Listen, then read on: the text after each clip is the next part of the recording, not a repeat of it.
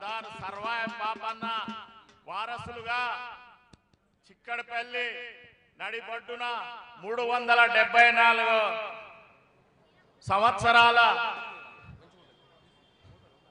సంవత్సరాలు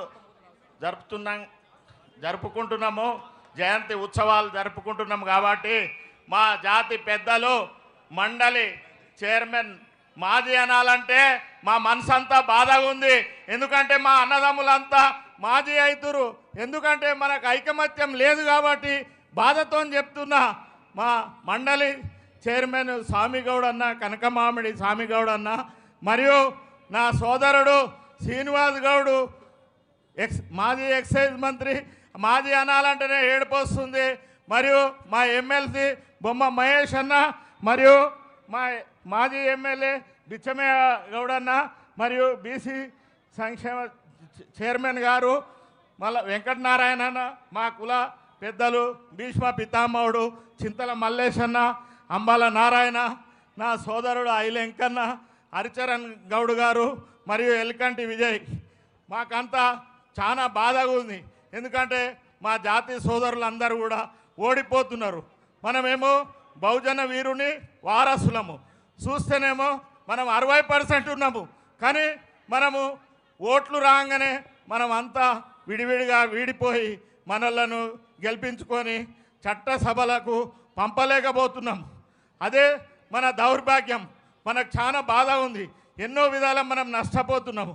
అందుకే ఈ బహుజన వీరుణ్ణి వారసత్వంగా తీసుకొని, ఆయనను ఆదర్శంగా తీసుకొని మనము కులగణన జరిపించుకొని మన జాతి అందరము ఒకటై కూడా మనము వాళ్ళను గెలిపించుకొని చట్ట సభలలో పంపించినప్పుడే మన బడుగు బలహీన వర్గాల రాజ్యం ఏర్పడినప్పుడే పాపన్నకు నిజమైన నివాళి అర్పించినట్టు అవుతుంది. ఇట్లా ఎన్ని సంవత్సరాల 10 సంవత్సరాల నుంచి కూడా మనము ఇక్కడ చిక్కడపల్లి గడ్డ మీద బహుజన రాజ్యం గురించి మనం పోరాటం చేస్తున్నాం. చేసుకుంటా మనోళ్ళందరినీ బాధ పెట్టి మనోళ్ళను మాజీలం చేస్తున్నాము. అదే మనకు చాలా బాధ అవుతుంది. అట్లా మాజీలు అవుతురు కాబట్టి మనకు చట్టసభలలో ఉండి మనకు ఏ విధంగా ఆర్థికంగా లాభం జరుగుతలేదు. ఎన్నో విధాల నష్టపోతున్నాము. ఇంకా నేను మధ్యలో మాట్లాడతా. నాకు సరిగ్గా మాట్లాడే అవగాహన లేదు కాబట్టి ఇప్పుడు మా సీనన్న ఉన్నప్పుడు మాకు కళ్ళు దుకాణాల మీద 6 సంవత్సరాలు ఒక ఈగ కూడా వాలలేదు. అదే మా సామాన్య విధాన పరిషత్లో ఉన్నప్పుడు 47 నిమిషాలు మన కులం గురించి టైం ఇచ్చి ఎంతో నష్టపోయింది అన్న. మాకు తెలుసా బాధ.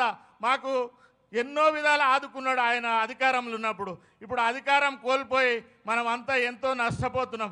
ఇప్పుడు మన మహేష్ అన్ననే ఉన్నాడు అధికారంలో, మన పొన్నం ప్రభాకర్ అన్న ఉన్నాడు. వాళ్ళ భుజాల మీద రక్షించే బాధ్యత పెడుతున్నాము. కానీ వాళ్ళు ఎంత చేస్తారు?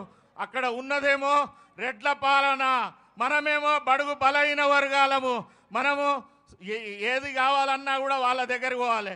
మనోళ్ళకు ఇంకా అధికారంలో వాటా సరి అయిన వాటా దక్కినప్పుడే పాపన్న నిజమైన నివాళి అర్పించి బహుజన రాజ్యం ఏర్పడినప్పుడే మన అందరి బాధలు పోతాయి. నేను తర్వాత మళ్ళా మాట్లాడతాను. ఐలెంకన్నా మాట్లాడు.